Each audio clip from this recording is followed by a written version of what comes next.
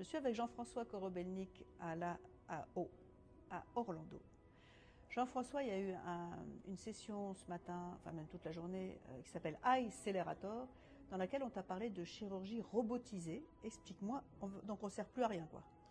Non, non, on n'en est pas là du tout. C'est effectivement une journée qui est dédiée à des rencontres avec les industriels, du médicament, du matériel, pour faire avancer les choses, faire se rencontrer les investisseurs. C'est très intéressant. Et donc il y a une session dédiée à la chirurgie robotisée, en particulier celle de la cataracte.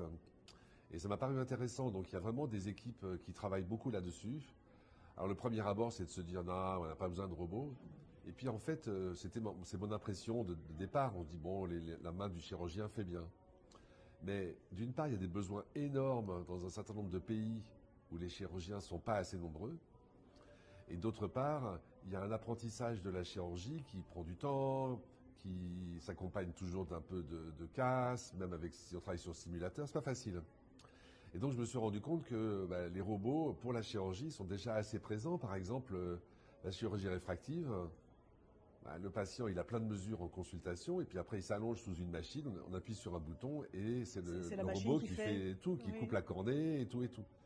Et donc pour la chirurgie de la cataracte, il peut y avoir un femtolaser qui fait les incisions, il y a maintenant un laser qui fait le rexis. Et donc voilà, ça progresse petit à petit par certains temps opératoires, par certains morceaux.